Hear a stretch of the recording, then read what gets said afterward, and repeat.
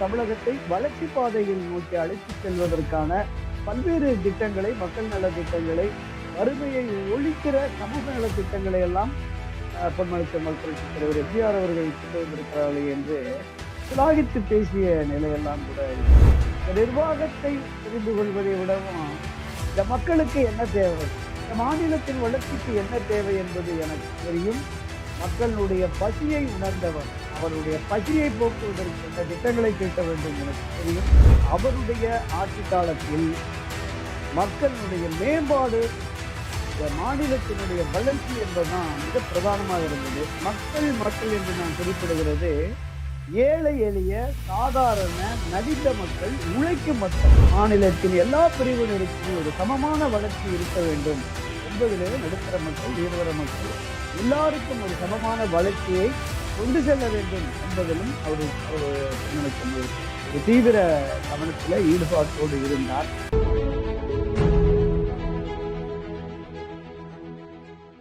MGR TV நேயர்களுக்கு இனிய வணக்கம். திராவிடத்தை வளர்த்த எம்ஜிஆர் என்கிற தலைப்பை நாம தொடர்ந்து பேசிட்டு வர்றோம். இப்ப 1983ஆம் ஆண்டு நடைபெற்ற பல்வேறு நிகழ்வுகள் குறித்து நம்ம கடந்த பதிவுல பேசியிருந்தோம். அதை நீங்க கேட்டிருப்பீங்க.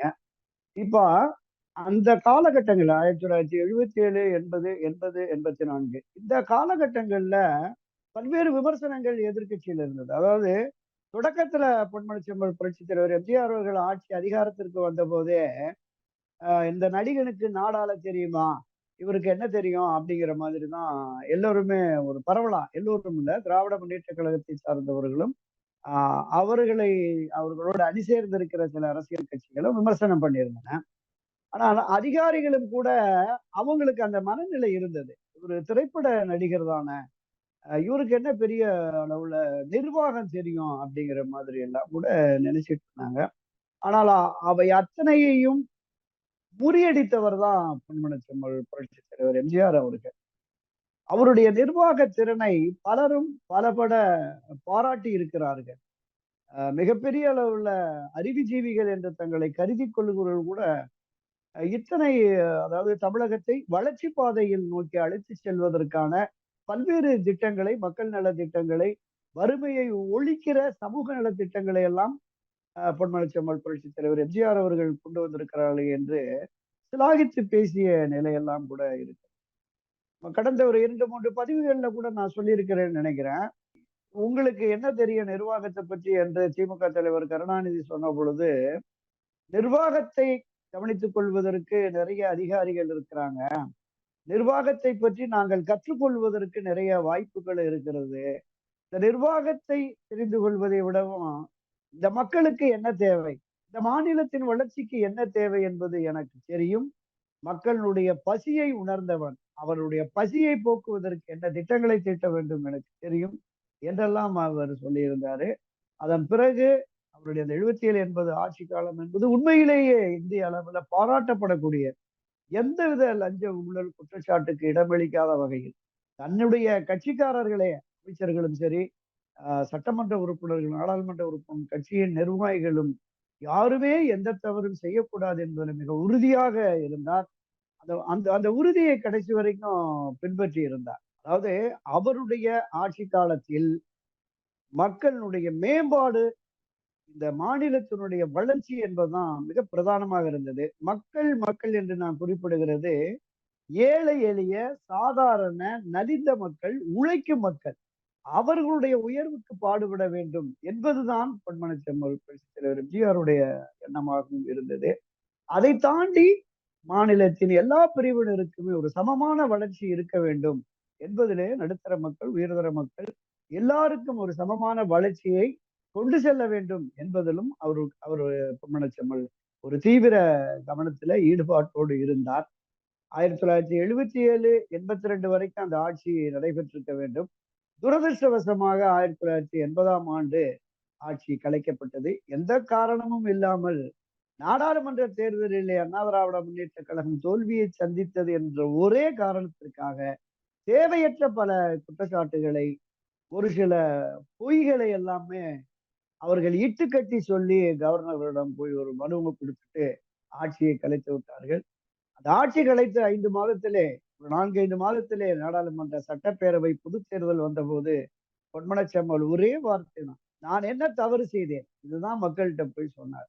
ஆட்சி அதிகாரத்திலே, நிர்வாகத்திலே கட்சியினர் தலையிட கூடாது என்றேனே, அது தவறா? எல்லா மக்களுக்குமே நன்மை செய்ய வேண்டும் என்பதற்காக இரவும் பகலும் பாடுபட்டேனே, மழையா வெள்ளமா ஓடோடி சென்று பார்த்தவர்களுக்கு உதவினேனே, இதுவெல்லாம் தவறா என்று நான் என்ன தவறு செய்தேன் என்று மக்களிடம் கேட்டார். நீங்கள் தவறு செய்யவில்லை, இந்த மத்திய ஆட்சியும் கருணாநிதி தான் தவறு செய்து விட்டார்கள் என்பது என்பது அந்த சட்டப்பேரவை பொதுத் தேர்தலிலே மீண்டும் ஒரு மகத்தான வெற்றியை பொன்மனச்செம்மல் எம்ஜிஆர் அவர்களுக்கு அளித்து மீண்டும் முதலமைச்சராக ஆனார். 80, 84 காலகட்டங்களையும் மிகச்சிறந்த ஒரு நல்லாட்சி. அதாவது அவர் 11 கிட்டத்தட்ட 10 ஆண்டுகளுக்கு மேலாக 10.5 வருஷம் நினைக்கிறேன். இந்த 10 ஆண்டுகள்ல 8 ஆண்டுகள் உபரி பட்ஜெட்டை தாக்கல் செய்தவர் பொன்மனச்செம்மல் புரட்சித் தலைவர் எம்ஜிஆர் அவர்கள். எனவே அவருடைய நிர்வாக திறன் என்பது உண்மையிலேயே எல்லோரும் சிலாகித்து பாராட்டக்கூடிய அளவுல தான்.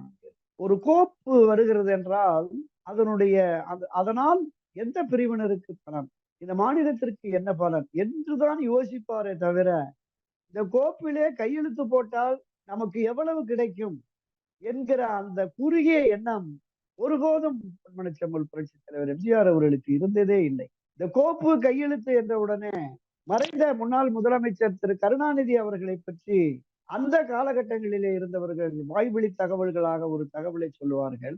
ஒரு நிறுவனம் ஒன்று ஒரு வேலையை எடுக்கிறது, அந்த நிறுவனத்திற்கு ஒப்புதல் கொடுத்தால் ஒரு கணிசமான தொகை தருவதாக பேசுகிறார்கள். திரு கருணாநிதி அவர்கள் அந்த கோப்பிலே சாங்ஷன்ட் என்று கையெழுத்து போட்டு விடுகிறார்.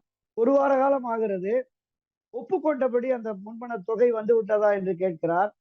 இல்லையா, அவர்கள் தொடர்பிலேயே இல்லை, இன்னும் வரவில்லை என்கிறார்கள். உடனே அந்த கோப்பை வரவழைத்து அந்த சாங்ஷன் என்று கையெழுத்து போட்டாரே, அந்த சாங்ஷனுக்கு முன்னாடி not sanction, NOT not sanction என்று எழுதி விடுகிறார். இந்த தகவல் அந்த நிறுவனத்தை சேர்ந்தவர்களுக்கு போகிறது.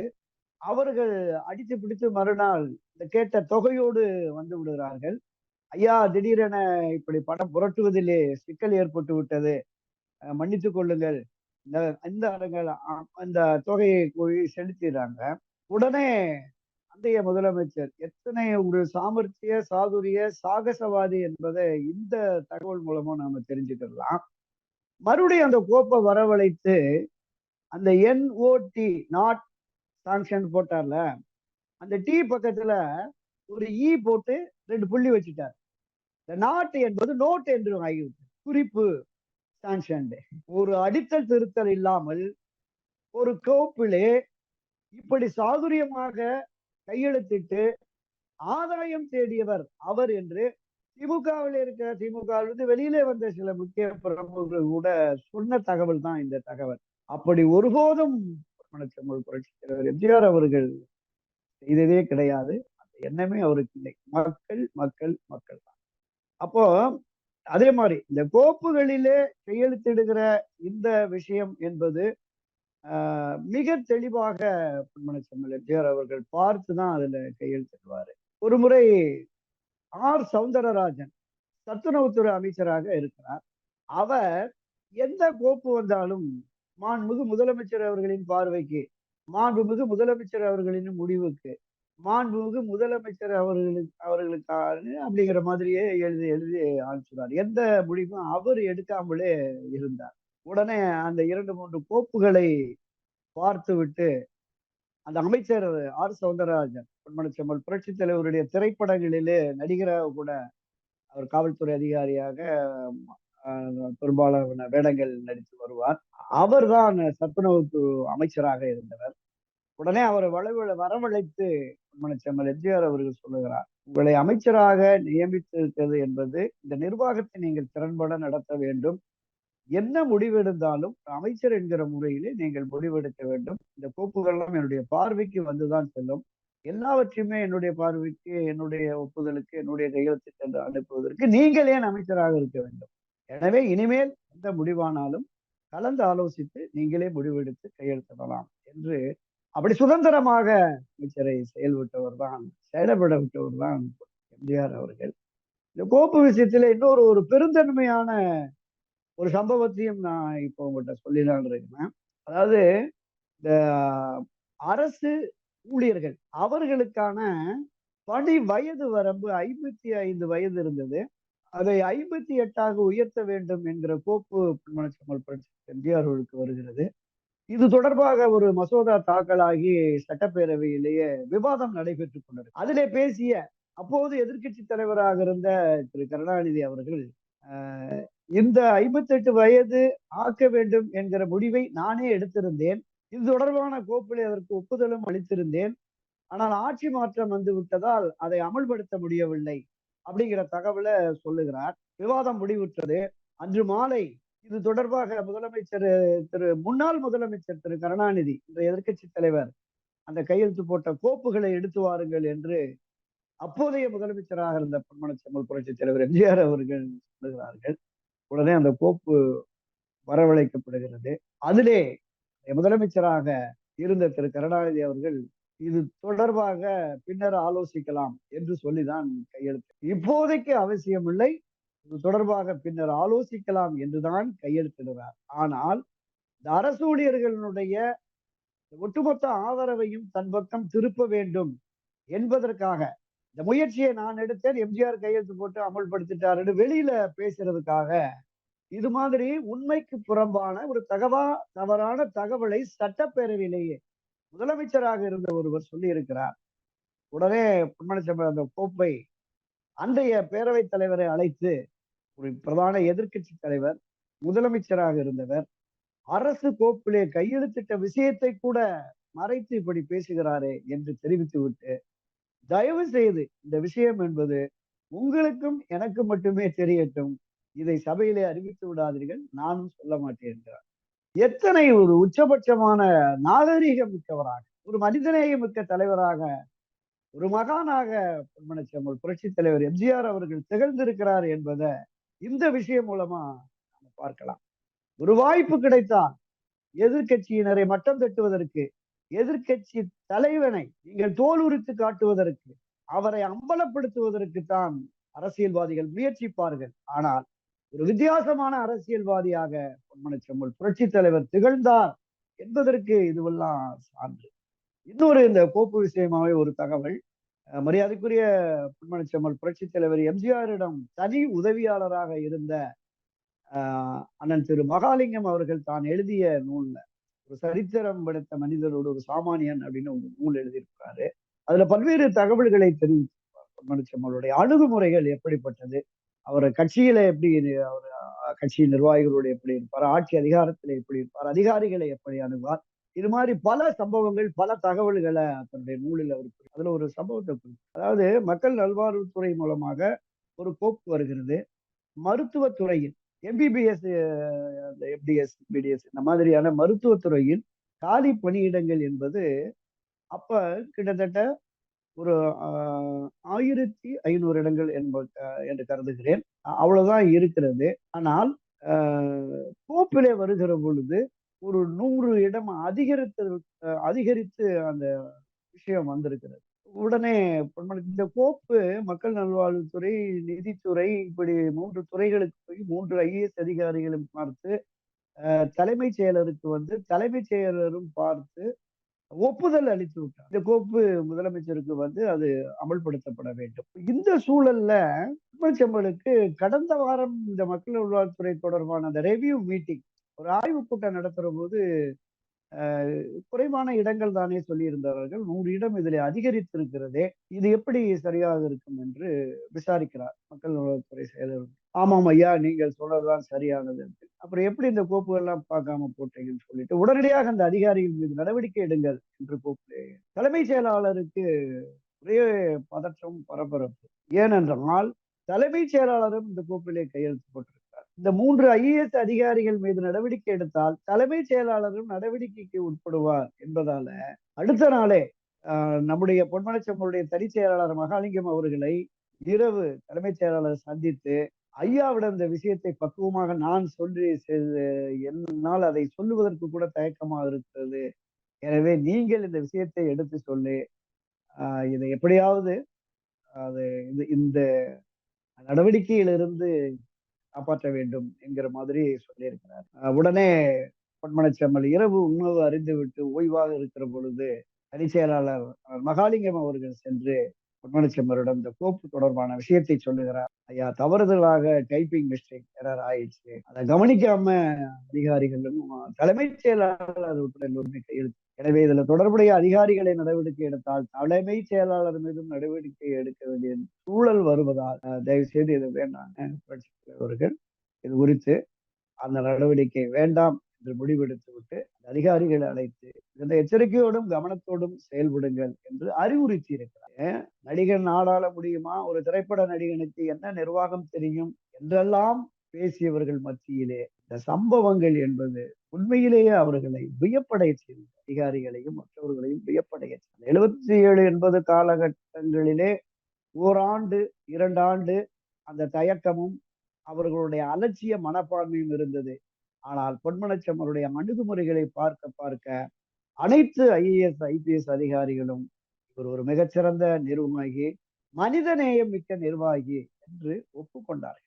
அப்படி ஒப்புக்கொண்ட காலகட்டங்கள்ல பல்வேறு திட்டங்களை பொன்மனச்செம்மல் புரட்சித் தலைவர் எம்ஜிஆர் அவர்கள் செயல்படுத்தி இருக்கிறார். அந்த திட்டங்கள் அதாவது ஆண்டுக்கு ஆண்டு ஒவ்வொரு ஆண்டும் அந்த தமிழரசு என்று ஒரு அரசிதழ் வெளியிடும். அந்த அரசிதழிலே இந்த முக்கிய திட்டங்கள் சாதனைகள் தொடர்பான விஷயங்கள் இடம்பெறும். நாம மேம்போக்காக பொன்மனச்செம்மல் புரட்சி தலைவர் முதலமைச்சராக இருந்த அதை செய்தார் இதை செய்தார் என்று பேசிய விட இந்த தமிழரசிலே வந்த அந்த விஷயங்களை நான் தொகுத்து வைத்திருக்கிறேன். அவருடைய ஆட்சி, பொன்மனச்செம்மலுடைய ஆட்சி, அந்த விஷயங்களை குறிப்பிட்ட சில விஷயங்களை நாம் இந்த பதிவுல பார்த்துடலாம். அதாவது 1977ஆம் ஆண்டு வரை தமிழ்நாட்டுல 4 பல்கலைக்கழகங்கள் தான். சென்னை பல்கலைக்கழகம், அழகப்பா பல்கலைக்கழகம், REG திருச்சியில ஒரு பல்கலைக்கழகம், அப்படி ஒரு 4 பல்கலைக்கழகம் தான் இருந்தது. ஆனால் புரட்சி தலைவர் ஆட்சி அமைந்ததற்கு பிறகு பாரதியார் பெயரிலே ஒரு பல்கலைக்கழகம், பாரதிதாசன் பேரிலே ஒரு பல்கலைக்கழகம், அன்னை தெரசா பேரிலே ஒரு பல்கலைக்கழகம், அவர் காலத்திலே தான் அழகப்பா பல்கலைக்கழகம், தஞ்சை தமிழ் பல்கலைக்கழகம், MGR மருத்துவ பல்கலைக்கழகம். இந்த பல்கலைக்கழகங்கள் எல்லாமே புரட்சி தலைவர் MGR காலத்திலே தான் திறந்து வைக்கப்பட்டது.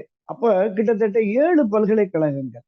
இந்த 7 பல்கலைக்கழகங்கள் மூலமாக இந்த கல்வியில் உயர் படிப்போர் எண்ணிக்கை என்பது மிக அதிகரித்து பள்ளிக்கூட படிப்பையே, சாதாரண தொடக்க பள்ளி படிப்பையே முடிக்காத ஒரு மனிதன் இப்படி கல்வியின் மீது எந்த அளவிற்கு ஆர்வம் வைத்து இதில் செயல்படுத்தினார் என்பது இது மூலமா நமக்கு தெரிய வருகிறது. இது தவிர பல்வேறு பகுதிகளில் படித்த இளைஞர்கள் வேலை வாய்ப்பு இல்லாம இருக்கிறாங்க.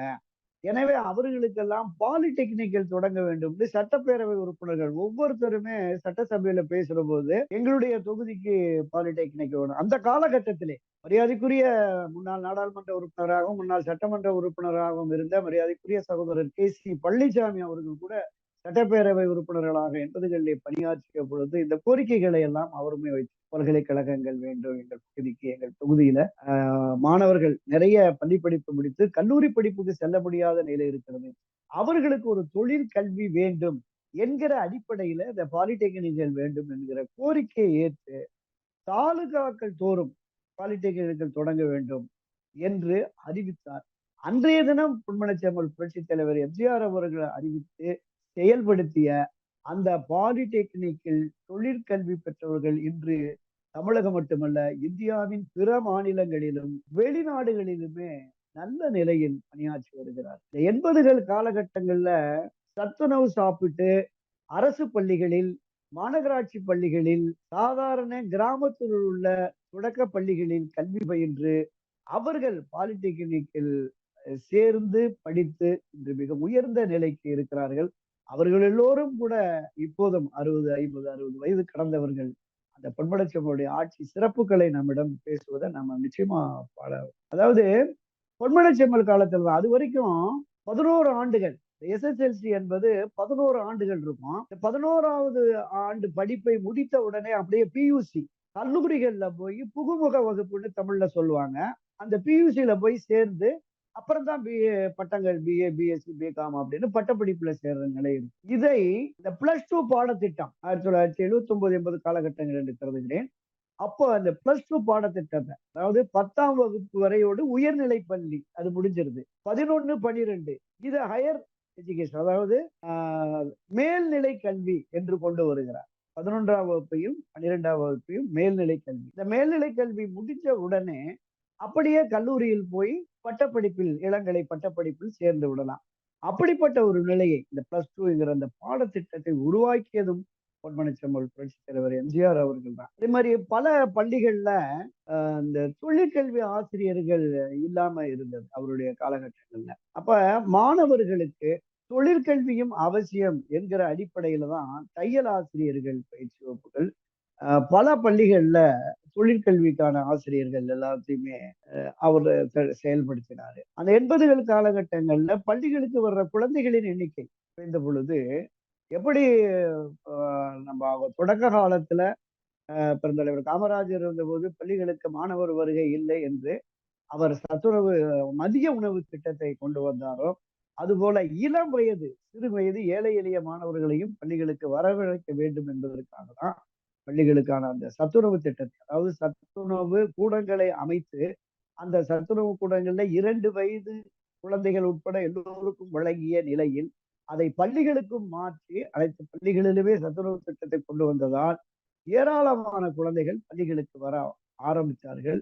அவர்களுக்கு இலவச சீருடை, இலவச புத்தகங்கள், இலவச காலணி, இலவசமாக அப்போதே பஸ் பாஸ் திட்டம், இவை எல்லாவற்றுமே அமல்படுத்தியது பொன்மனச்செம்மல் புரட்சித் தலைவர் எம்ஜிஆர் அவர்கள் தான். இதை தாண்டி தமிழுக்காக, தமிழ் மொழியின் மேன்மைக்காகவும் பல பணிகளை பொன்மனச்செம்மல் எம்ஜிஆர் அவர்கள் கொண்டு வந்திருக்காங்க. நம்ம 1981 உலகத்தமிழ் மாநாடு 10 நாட்கள் நடத்தி 1981 ஜனவரி 1ஆம் தேதி தொடங்கி 10ஆம் தேதி வரைக்கும் உலகளாவிய